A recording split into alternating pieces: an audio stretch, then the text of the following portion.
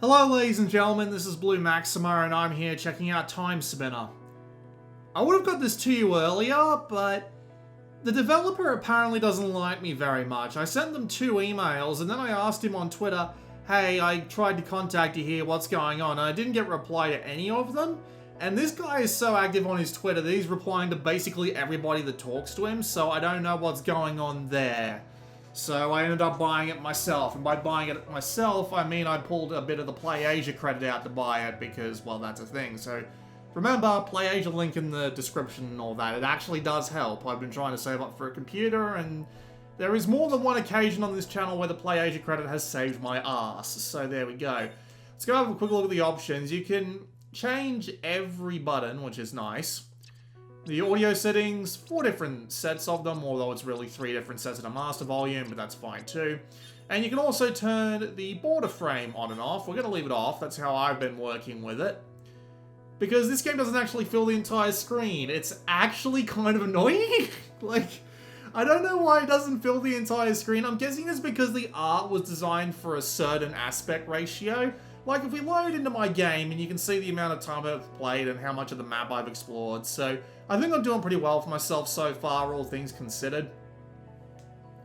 The initial loading time's a bit of a dick, and there's loading transitions between areas, so they aren't too bad, but if you're rapidly going between place and place while you're backtracking, because this is a Metroidvania, that might get on your nerves, but nevertheless, we're here now, so we don't have to worry too much about that. But yeah, as you can see, the game doesn't fill the entire screen. You might be thinking the black bar or something has something to do with YouTube. No, that's how it looks on the Vita screen. It looks like it is squished into a little window there.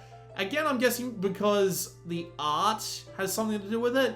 Maybe because it was made for a very specific ratio and trying to change it wouldn't help very much. But there you go, that's how it is. You'll have to get used to it.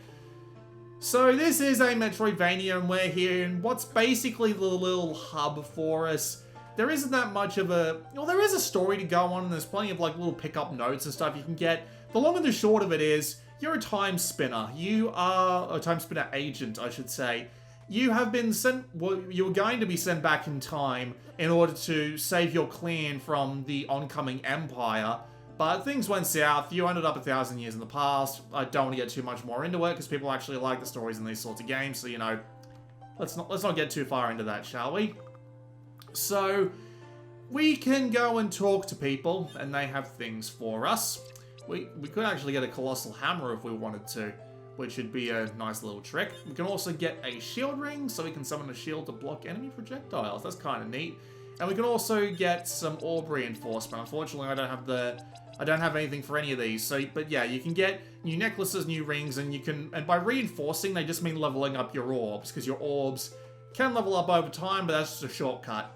We can also talk to Sakis here. He sells our different kinds of armor, and he also sells use items, some of which are very useful. They're all like things like health potions, but I've got plenty already. I'm playing this game on normal difficulty, and it's actually surprisingly easy. I might have grinded a little bit purely by accident while I was walking back and forth, but, well, I mean, it really isn't that difficult to do that. It's surprisingly simple to get to a high level very quickly and just be able to blow right through anything that gets in your path, but, oh well. There are a few gameplay mechanics that I could go over, but it's going to take us a little bit to get back into the action thanks to the loading times. So we're just going to go and do that straight away and not worry too much about that. There are a few mechanics in this game that you don't have by default, including the warping between points, which makes things a hell of a lot easier. And there's just a couple of other things. I've got a double jump right now. You don't have that at the very beginning. And things like being able to go backwards and forwards between the 2 maps, which I'll explain when it becomes relevant.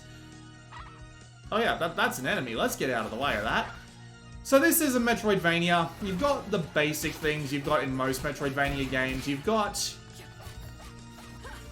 have the ability to stop time. Alright, let's go over that, shall we? So you do have the ability to stop time on the triangle button. That is definitely one of the more interesting things about this game. And stopping time also does something incredibly unique, which I actually really appreciate. And that is, it actually turns enemies into platforms. So you can jump over the top of them if you like. This is a really cool feature in more ways than one, because they actually take advantage of the fact that everybody's a platform when time's frozen. So you can do all sorts of neat shit with that sort of idea. And they do. They very regularly take advantage of the fact that people can be platforms by making it so that's what you have to do in order to actually get to higher ground most of the time. I appreciate that quite a lot, because it actually makes exploring places really interesting, because you have to keep your eyes open for enemies placed in very specific places. Like, I can't actually get any further up right now, but I imagine if I could, there'd be an enemy there to do it for me, but no, they're just going to make this nice and simple and make it so that I can jump on up. That's a save orb. Makes enough sense. Okay, so your main attack is actually pretty cool. So you have a regular main attack, and it's done via the usage of 2 orbs. Now you might think, what does this have to do with anything? Well, the fact that you've got 2 orbs means that you have 2 attacks, which is actually a really clever idea. Also, remember what I said about the platforming thing? Yeah, wasn't joking. But yes, you have 2 attacks on your square button. So it's not like your typical Metroidvania where you can have one attack on one button and one attack on the other button. I don't know why. Oh no, I can actually go and hop onto the roof here, but let's not do that for now. Let's go back. So yeah, you can do the thing where you have the same orb on twice, or you can actually swap between 3 different sets of orbs, and I've got all the different attacks on here. Yeah, the blade is basically just the iron orb, like that. So you can actually mix and match the 2 as well. And they actually have, what's the word I'm looking for? Yeah, what's the word I'm looking for? My brain's not working anymore, I apologize. But yes, here's another shop with another bunch of stuff. I actually want to buy a couple of these, so that I can actually enhance my items when I get back to the main hub later on. But yeah, you can have any 2 of these together that you like, and I'll actually demonstrate just for the purpose of it. So let's use a set that we're not using. Let's say we want a blue orb and a fire orb on the second set. That's set 3. See? So you can actually use, like, different sets of attacks. And they actually have elemental properties as well. So the iron that I'm using right now, which is basically just, like, 2 gigantic axes that swing from the sky, they actually have a ability, well, not so much ability, but they're like an elemental alignment, where they beat the ever-loving bejesus out of, like, the human targets in the... They beat the ever-loving bejesus out of the human targets in the area that I just came through. And there are things that are, like, you know, you can't get into this area unless you use a particular kind of... You can't get into this area unless you use a particular kind of, particular kind of attack. So, there are weeds, for example, that you need to burn down with the fire attack. Very, very basic, but you get the general gist of it. And of course, you have the backstep. I mean, what sort of Metroidvania would this be if you didn't have a bloody backstep? You also have this. You have a massive magic attack that you hold the circle button to charge. You gain mana back over a certain time period, but you've also got stuff along the lines of, mana potions if you want them. But your mana comes back fast enough that it's not really a big issue anyway, at least not until you're playing on Nightmare mode. I might have considered playing on Nightmare mode considering how easy normal mode is, but the thing about that is they've actually locked the Nightmare mode off, and the developer actually said why on Twitter, because that he's worried that Nightmare mode will be too difficult for people. And to be fair, considering I'm someone who usually sucks at games like this, I can agree with him on that perspective. So sure, why not? Oh, there's a chest over there. Cool, let's go have a look. Chests in this game are actually really freaking weird. They are more or less procedural. Like, as far as I can tell, the layout of the levels is completely handmade, but chests are completely random. I've gone through an area several times and had new chests spawn every time I've gone through, which is actually kind of a nice thing to have, because it's pretty easy to stock up on potions when the chests respawn every time you go through an area. But yes, other than that, that's pretty much all there is to it. You have different kinds of equipment, of course, and we'll go into that very shortly. Let's just try and avoid this person for now. Well, no, they decided to just bloody sidestep through me. Why the hell not? And there's another one. Screw it. Let's swap the, let's just go to another one of these then. There we go. So yeah, you can have different orbs on, and they actually have... You have your secondary orbs that are floating around you there. They actually have different abilities. Like, I've got some that'll set enemies on fire, and these ones will protect me from certain kinds of attacks. And they'll also, like, attack themselves. So, as you can see there, I was able to jump down and break that candle without even firing off a regular old attack, which is a nice thing to be able to do when you're farming an area. So, of course, put this all together with the fact that you can literally stop time at the touch of a button. I'm just checking this wall to make sure it isn't a secret wall, because they have this annoying tendency to be. But yes, the fact that you can actually just stop time pretty much anytime you want. There's a max sand up. There's also a max aura up, which is your MP, and max HP up, so, you know. Pretty basic Metroidvania-y stuff. Also, enemies respawn, so fuck that guy. You do also have familiars. Familiars will attack from time to time, and they also have their own abilities. Like the sprite I'm carrying around with me has healing magic. Very useful. Now, I check every wall that I have half a mind to when I'm working my way up, because you never bloody know when there's going to be a secret wall. Because there are secret walls in this game. I found the first one really easily because they made it nice and obvious that it was there, and I haven't found a single one since.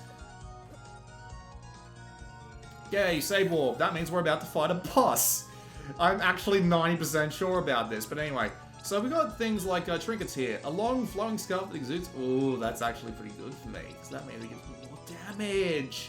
And of course we've got a breastplate and a hat. We have a pointy hat. We should probably sell that next time we get the opportunity. Yeah, so yeah, you can change your long range spell at any time. So you've got Aura Blast, which will throw out, actually I can demonstrate. Boom. Although I do prefer my fire because it's stronger and I'm usually in close in this sort of game. So we're going to go back to set 1. And there's your ring. It'll determine what your orbs that float around you do. So see, they've gone back to setting dudes on fire now. Easy done. There's another chest for me. It has an ether, which is basically a mana potion. But really, I've gotten a ton of upgrades to my mana bar at this point. That's a boss door. Yes, I was right. I was 100% right.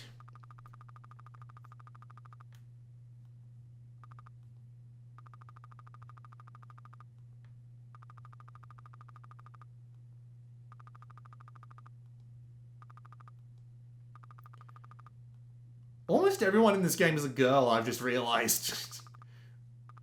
There's like 1 or 2 dudes back at base, and there's a... Okay, this is going to be a little bit tough by the looks of it. Yep, that was not unexpected. What's this going to be? Ooh. Just make sure we're out of the way of that. There is a trophy for beating every boss. Well, not so much every boss, but by beating any boss without taking a hit or without stopping time. So, you know, enjoy that. Oh, I can just barely see the lightning bolts as they fly across the screen. But, yeah, it's kind of... I was actually looking at my computer screen there because it makes my head face my microphone and makes the sound a little better, but in this case, that wasn't going to happen. Yeah, but yeah, the bosses in this game are, like... Think Metroidvania with the ability to stop time, and you'll understand what this is meant to be. It's got a little bit of a cyberpunky feel going through the other map, which we'll probably go back and end up visiting. And whoa, Nelly. Yeah, there. Do you see that? Did you see that? I will go back and I will play that bit in slow motion because that is something that you need to be aware of. I'm actually surprised that hasn't come up yet.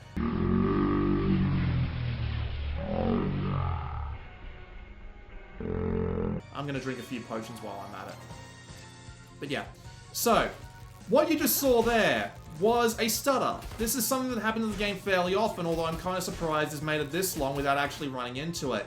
For you see, there is a bit of a problem with this game, where, for some reason, it will just stutter like that at random. The game will basically just stop dead for a second, and there's nothing you can do about it. I don't know what causes it, I don't know how, I don't know where it's more likely to happen, but basically, it's almost guaranteed to happen on really big rooms and just really big areas in general, right? So, yeah, it's pretty bad. And the weird thing is, it was almost... It was bloody horrible at the beginning of the game. The very beginning of the game was incredibly bad about it. Like, you couldn't go 30 seconds without the game just stuttering to a halt. And it got better, especially when I got into the old time map. There's two different times, as I said earlier, the future and the past. And if you're in the past, it's a lot better. In the future, it happens a lot more. For some reason.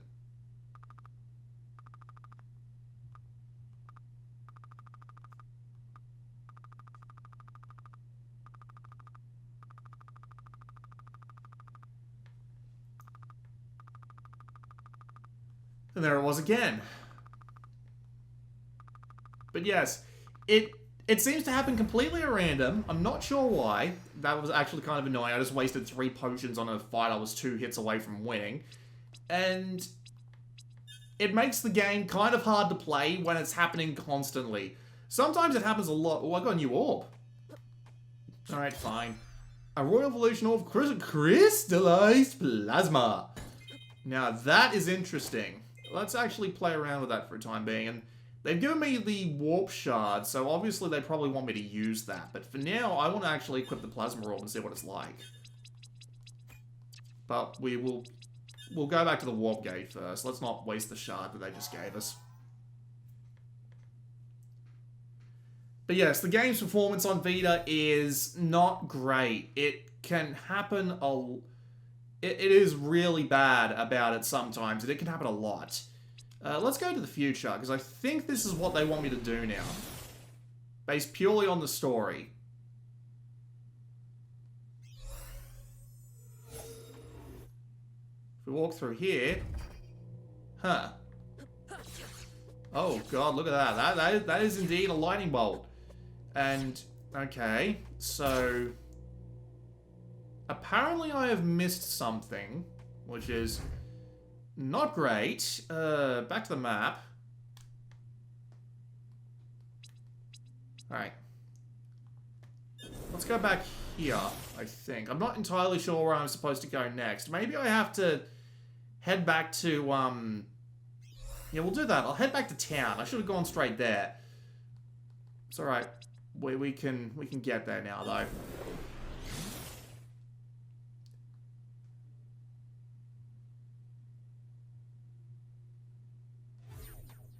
Alright, let's see what's new out here. There are also side quests you can take from these people. The big girl in here is like twice the size of everyone else for some reason. You can... Brain, work with me here. You can... she's got the monster hunting quests, and Lunes is the guy who... He's the, what the hell you call it? Potion maker. So we bring him random materials, and he'll give you new potions to sell in the store. Okay, so mushrooms from the caves. So I'm guessing they want me to go to the caves next? A little bizarre, but okay. The story hasn't really given me much insight into what's going on here. Huh. Let's have another look at the map.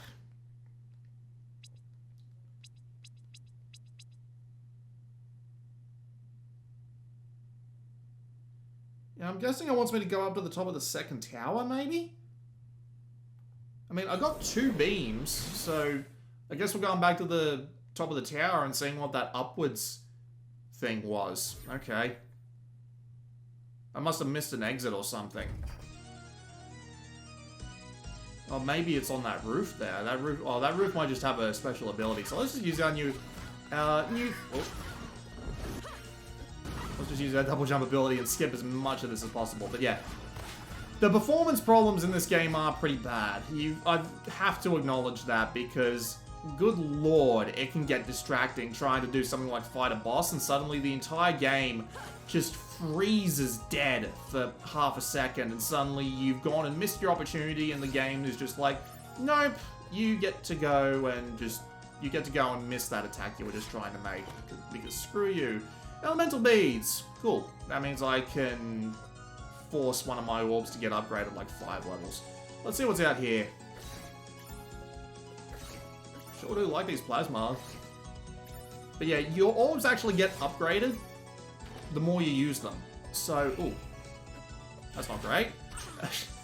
Yeah, your orbs get upgraded the more you use them. So the thing about them is that you probably want to be using the strongest ones you've got, and that's usually the ones you've had for the longest, except in the case where I swapped out really early for the one that comes down like a gigantic blade, and it started getting the most powerful, as soon as you swap out. But yes, the general thing about that is, yeah, you probably want as many of those beads as you can possibly get, which is kind of unfortunate, mainly because those were the only bloody beads I found so far. Kind of sucks, but okay, yeah, these guys are weak to it. I'm guessing that I'm guessing this orb might be a way through some set of obstacles in the future, maybe. Honestly, I'm not entirely sure. Yeah, willing to bet we still can't get up here. Whoop, no, okay, hang on. We're up here, and see? Chest respawned. Why, that was a brand new one. Me and my terrible memory. Okay, we can go up here. Probably just a chest up here, but, I mean, you never know. Ow. Cheeky bastard. Yeah, we got a memory and we got a chest. That's, not exactly what I was looking for, if I'm being perfectly honest, but hey, max health up. I approve. So, really, the game itself was pretty good. If you don't count the fact that the game is a laggy mess half the time, well, not so much half the time, but enough to be a big issue. If you ignore that, if you just completely ignore the fact that the game sometimes just goes straight to hell and stays like that for just enough to make it a bit of a pain in the ass, it runs pretty well. It looks pretty good. It maintains outside of the lagging, of course, it maintains a pretty damn solid frame rate too, which is a little bit bizarre considering the whole stuttering problem. The controls are nice and solid. Definitely doesn't feel like anything I did wrong if it comes to like missing a jump or what have you. And the sound is actually kind of amazing. Like, I'm really enjoying the soundtrack in this game. It fits it like a glove. And yes, there is indeed a exit up there. That's what I saw earlier. And there's another chest here. Thank you very much. Don't feel too bad about wasting those potions after all, I suppose. Right. So it was here. I say there's an exit above me, but...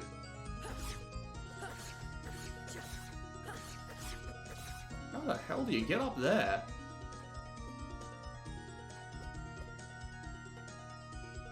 Okay, honestly, I'm kind of stuck. Let's have a quick look around in here before we do anything else. Relics. Pretty much exactly what you expect. Journal. This is where you come to read letters, see downloads from the future, see memories from your mother, which is apparently a thing. And here you can see all your quests that you need to do. Here's the bestiary. And feats, I believe this is all the trophies. And of course you can come back to your options and you can exit the game. So that stuttering problem is the one thing that stops this from being an absolute recommend. It's way better than Chasm. This has a lot more original ideas. The map design's a lot better because it's not procedurally generated, and it generally feels like a better game overall. But that stuttering problem, man, like, god damn, is it a pain in the ass to deal with. I'm honestly got no idea where to go from here. You know what? Maybe I'll just pause the game real quick, go look up someone's early access footage on YouTube and see what I can find.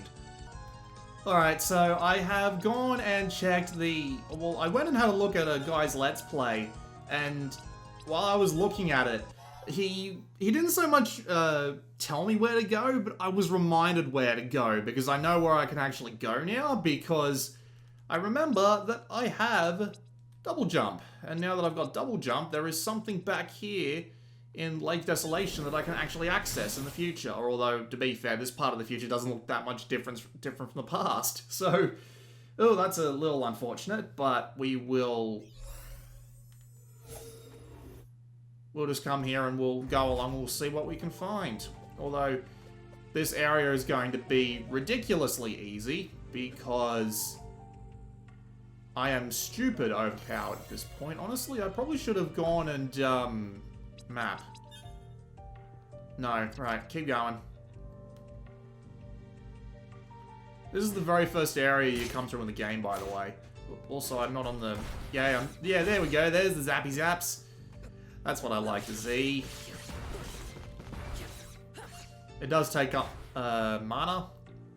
So, now it should be a little bit conservative, but as you can see, everything is doing 1 damage to me. Literally 1 damage. So I don't think I've got anything I need to worry about. Can this go through this? Well, it can go through it, but it won't let me through it. Okay. Yes. Alright, this is where I needed to be. Let's go down in here and see what we can find.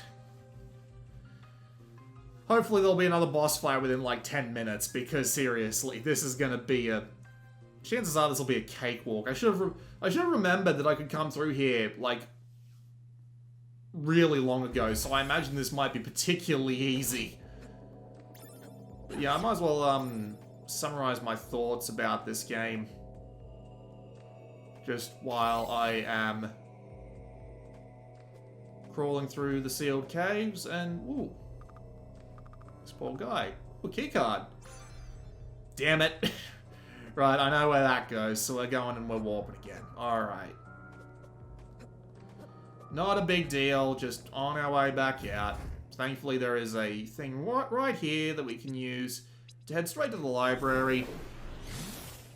And then we can head straight to the hangar. Although it's a little bit strange that I'm able to travel forward through time and nothing's particularly changed yet. But we will see what happens once we turn up in the library when it loads, and I can keep talking on for thank you. Right. I remember this. There's actually no monsters in here, which is a little bizarre, I must admit. Hi, who are you? The Eternal Mother. She wasn't here before. Okay, when I meet, agree with acceptance, so the mother's death? No,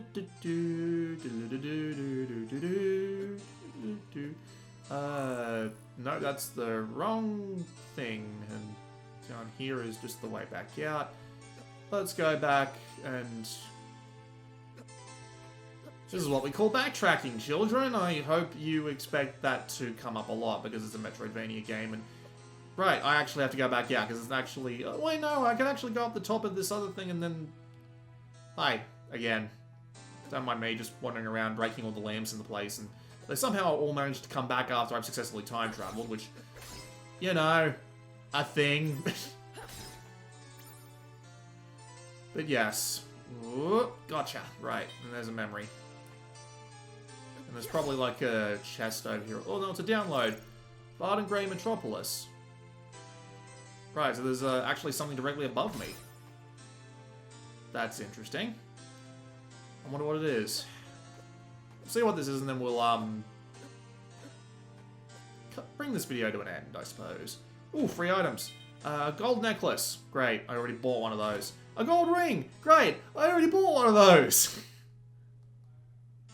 An essence crystal. Good, I didn't buy one of them. And another essence crystal. And let me guess, another essence crystal? Elemental beads. Cool. What's... Oh no, another memory. Moonlit Night. I might as well let you read this one.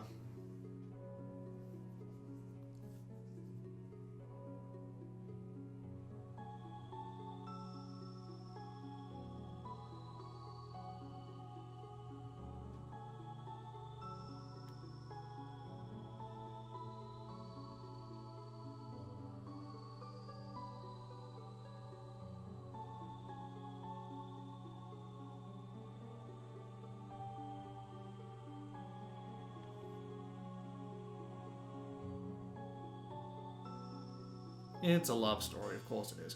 Right. But yeah, you get the general idea. That's just what the sort of pickups are like. And, well, yeah, that is actually a pretty good look at Timespinner. I think it's a really cool Metroidvania. It's got some neat ideas. The story isn't, well, I mean, it's not amazing, but it's enough to keep me interested in the world at the very least, because, you know, bloody time-traveling agents fighting off a evil intergalactic empire. Actually pretty interesting. And the game has some pretty unique ideas about the way to handle traditional Metroidvania-style combat with the bloody orbs and the magical spells and, of course, the whole time thing. And it is all actually pretty enjoyable. I am liking it quite a lot, and if it wasn't for the fact that it stutters from time to time for no discernible reason whatsoever, I'd actually recommend picking it up. It is cross-buy on PS4, so if you do feel yourself picking it up and then being like, oh, I really can't play it because of this bloody stuttering, which for some reason has happened barely at all on this bloody thing, the PS4 version will still be there for you to play if you want to. I don't think it's got cross-save, but it's there if you want it. And there's also a version on PC, of course. But yeah, it's actually a pretty good Metroidvania, and I liked it. I like it a bit more than I do Chasm, I must say. So yeah, there you go. This has been Blue Maxima, and I will see you all next time.